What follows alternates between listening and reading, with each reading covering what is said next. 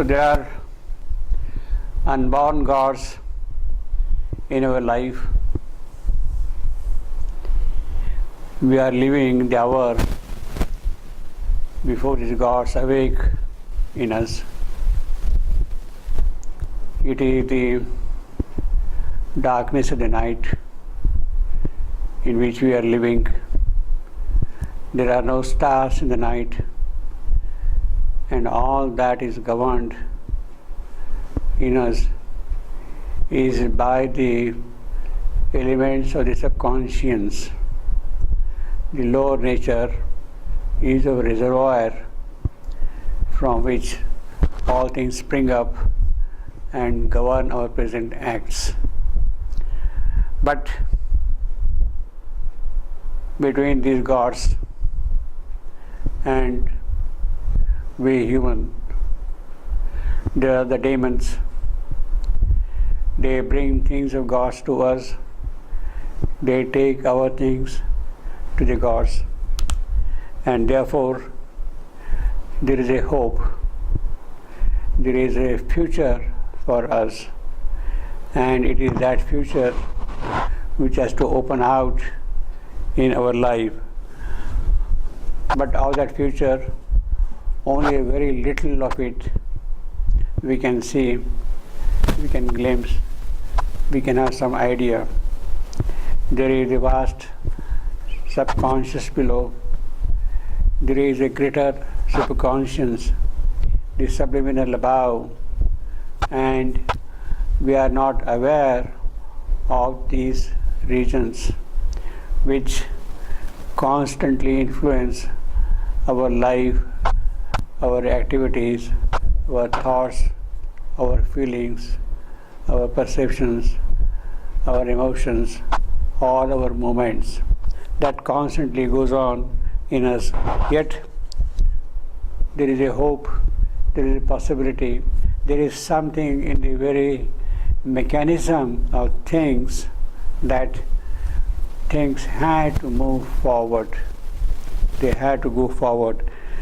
Only a little of us foresees its steps.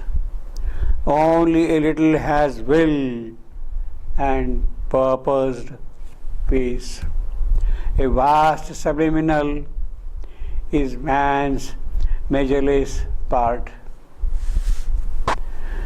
The dim subconscious is his cavern base. So these are the two extremes in which we are living. A vast subliminal stretching into the measureless future. The dim subconscious deepening into the past and influencing our activities today. So in the whole process, what happens? Our present activities, our actions get affected by both by the subliminal and by the subconscious. Abolished mainly in the walks of time, our past lives still in our subconscious selves, and by the weight of its hidden influences is shaped our future's self-discovery. So the past Bhuta is constantly influencing our Bhavishya, our future. Our past lives still in our subconscious selves. We take a new birth, but that does not mean that the past has totally disappeared. The karma of the past is there. We had evolved from stage to stage constantly. By the weight of its hidden influences, it shaped our future's self-discovery. Thus, all is an inevitable chain, and yet a series seems of accidents. We think that this has happened accidentally, but there is the constant cause and effect relationship in our activities, in our life. there is a chain of cause and effect. Karma and phala, they get constantly tied together, and that chain, the shrankala, is always there, which is linking up all our activity. Thus all is an inevitable chain, and yet seems a series of accidents. They are not really accidents. We have made our present because of the past. We have to make our future again by the actions we shall do at present here. Now this inevitable chain is something which we cannot help. It is there. The cause and effect, that chain is there. There cannot be effect without cause. And that effect itself becomes now the cause for the next moment. And therefore the chain, the links keep on building up. Cause produces effects.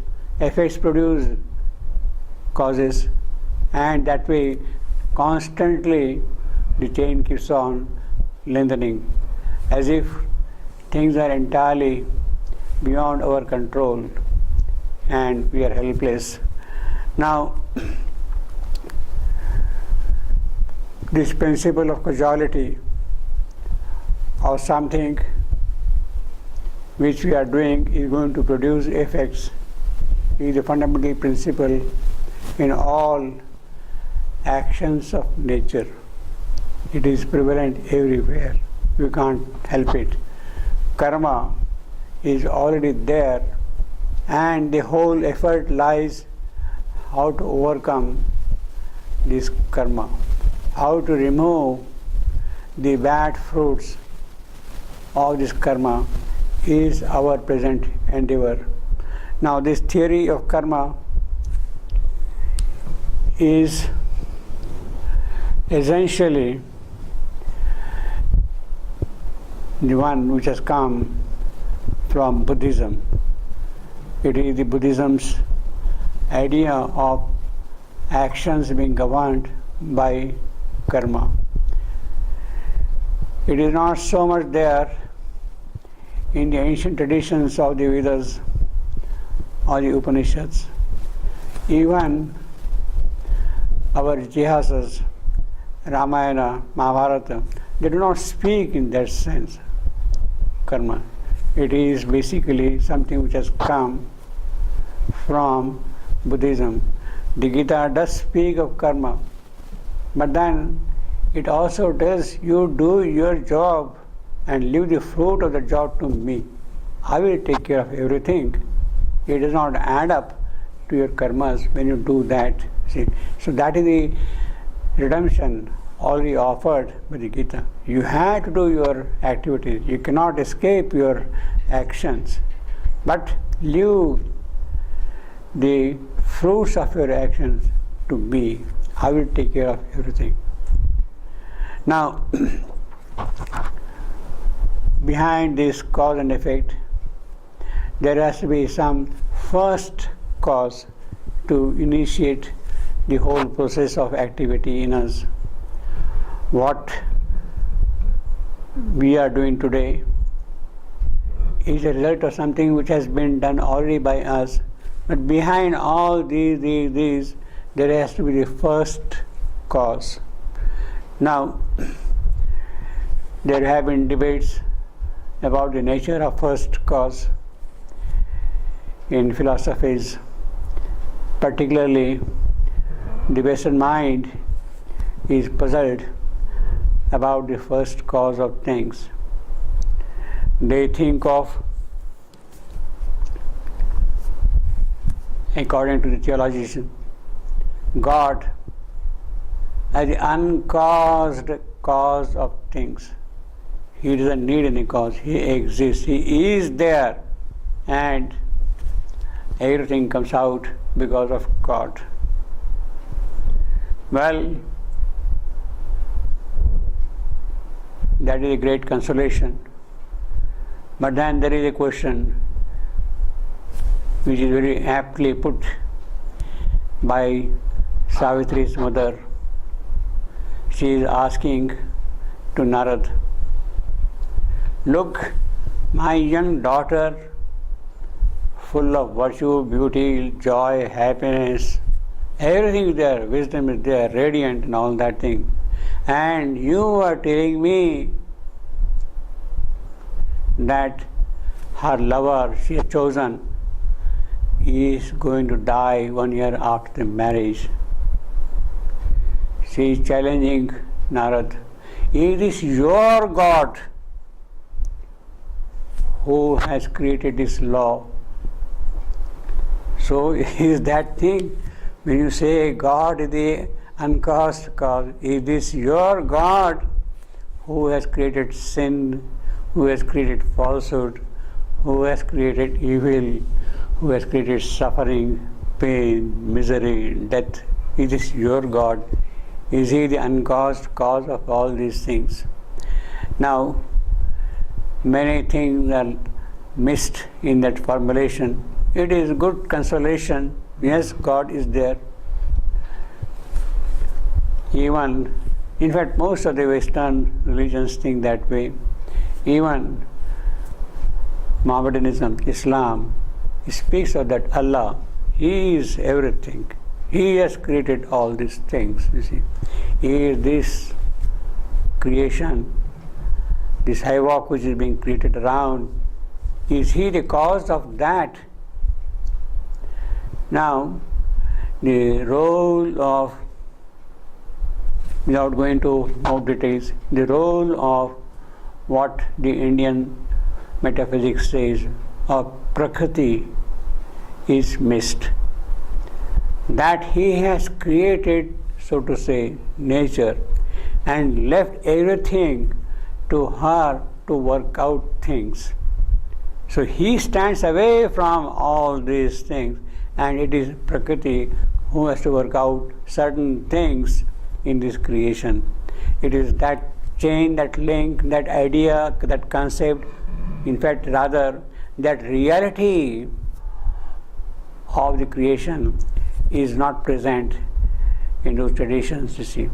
Basically, it is nature who has been produced by God, who is working out all this creation. We are nature begotten. We are nature begotten. Nature herself is begotten of God, and we are begotten of nature. And therefore, we are tied with nature. And all our karmas, all our past, present, future, they are linked up with the working of Prakriti, nature, in us. That is the important thing. And therefore, in that sense, the moment you propose the concept, the idea of working nature, God stands away, aloof, witness, sakshi, or whatever you want to call it, as the first cause. And he has then nothing to do with it. It is nature. So the whole problem now, which Savitri is saying, of the past, present, future, etc., is a working of things in nature. And it is that which she has to understand and see how it can be remedied, how things can be worked out. That is the whole issue there, you see. Now, for the religious people, it is God who is doer of everything. My Vishnu, my Bhagwan, he is doing all these things, all these evil, or whatever you want to call it. It is not really so. But what does an agnostic say,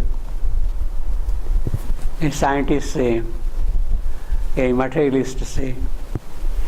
He says, no, there is nothing like God. The first cause of this creation is what he calls singularity. It is from the singularity that everything bursts out. It is a kind of a spouter from that singularity that what we are here around we see. So for him, singularity. In other words, what one person would call God, the other person is simply calling singularity, because none of them can be understood by mind. What is a singularity? He is unable to define. What is God? Again, he is unable to define. He is putting a kind of a tag, yes, this is God, this is singularity, and the matter is over for him. From that point onward, things move on, you see. Now, against this aspect, the agnostic who does not believe in God, nor does he believe in the singularity concept, the atheist, he talks of singularity. Agnostic says, look, this is totally beyond us. There is no point in thinking of it. Do what you can do and proceed. What is given to your faculties, you develop them and proceed what you can do, that you see. So that way he takes a sort of an escapist view of things. In a way, he is also pragmatic. Well, this is the situation. Let us see what one can do, one can achieve in this situation, and proceed with that, you see. So that is what the agnostic would do. He says there is no point in talking of God, singularity and all that thing. They are totally beyond mind's concept. And then why bother about that thing? But that does not resolve the problem at all, you see. The daily life is there and activities are there, the subconscious is there. So here in Savitri, all these issues are directly or indirectly raised and answered in a very systematic manner in the entire essay, which Savitri, Sri Aurobindo epic Savitri, is developing in this context by presenting the whole experience as a dream experience in the cosmic formulation. The Swapna Avastha of the universe is what is now being shown here, and in that context we see the entire development here. See,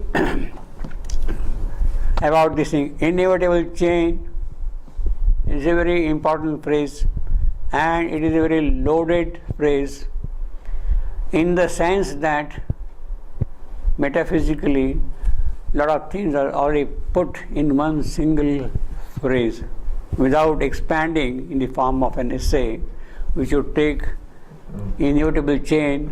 One can write perhaps a couple of books on that. It is so strong a phrase you see here. The general starting point for the inevitable chain, the cause and effect, is the Aristotelian formulation. He speaks of 4 causes, and these 4 causes are the things which lie behind this inevitable chain, so to say. The first is, of course, what he calls the material cause. The second is the formal cause. The third is the efficient cause. And the fourth is the primal cause. These are the 4 causes Aristotle speaks of. In the material cause, you have objects. There is a table here, there is a camera here, there are equipments lying here, piece of rod is here, iron rod is there. Now, why the table is here? Because behind the table there is a cause of wood. The presence of wood is the cause of this table. You have a statue made in bronze. Now, what is the cause of the statue? The cause of the statue is bronze. Bronze is the cause, you have metal is the cause, wood is the cause, and therefore it has given rise to this one. But that does not complete the story. All right, wood is there. By itself it does not become a table. By itself a piece of bronze does not become a statue. There has to be some other effect, some other entry, they form. Somebody conceives of a table, an idea of a statue. You have a piece of marble and you need the imagination of Michelangelo to see already present in that marble a statue. He sees, look in that marble, I already see a statue. Without sculpting, without carving, he already sees a statue in that. You got a piece of granite, the sculptor already sees in that Ganesha sitting. So that is the second cause, his thought, his idea, and it is that. Then the action follows on that, you see. Now, after producing this effect, what happens is, you have seen the marble, in a marble a statue, you have seen in a piece of wood a table, you have seen in a lump of bronze a statue again. Somebody has to prepare it and do it, give a concrete shape, so to sculpt it, so to say, and that is what is called the efficient cause. You have to have the efficient cause. So the efficiency of producing that result is what enters into the picture. And behind all these things, behind the stone, the wood, the form, the efficient cause is the primal cause. Yes, there has to be a creation, and that is the cause from which then the creation comes out. That is the primal cause. And behind that primal cause is the unmoving mover of things. Somebody who stands behind, and from that unmoving state of his, things start moving. The unmoving mover conceives of a cosmos, of a universe, and all the galaxies and the stars, and everything starts rolling out in the sky. So that is the inevitable chain of cause and effect in the formulation of this creation. So here, that all is an inevitable chain, but here it is not metaphysical chain which is being talked of. Here the chain is of the psychological relationship in the life of man, in our day-to-day activities, how things are getting influenced. It is that chain which is being presented here. That all is an inevitable chain, and yet a series seems of accidents, and the unremembering hours repeat old acts, our dead past round our future's ankles clings, and drags back the new nature's glorious stride, or from its buried corpse old ghosts arise, old thoughts, old longings, dead passions live again, recur in sleep, or move in waking man, to words that fold the barrier of the lips, to deeds that suddenly start and overleap his head of reason and his guardian will. So that is how man is moved by the past thing. Old thoughts, old longings, they spring up and then they put him into action. His old self, man's old self, the past, lurks in the new self we are. We are not just what we are now. Actually, it is that past which is also present. An old self lurks in the new self we are. Hardly we escape from what we once had been. There is no escape. The past is still governing us in the dim gleam of habits' passages, in the subconscious darkling corridors, frightening corridors of darkness of subconscious. All things are carried by the porter nerves. So they are carrying all the baggage which is there buried in our past. They bring that thing and they bring forward to us. All things are carried by the porter now, and nothing checked by the subterranean mind, unstudied by the guardians at the doors. So the guardians are there, but they don't care.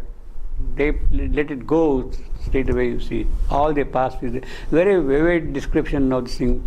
All things are carried by the porter nerves, and nothing checked by the subterranean mind, unstudied by the guardians at the doors, and passed by a blind instinctive memory.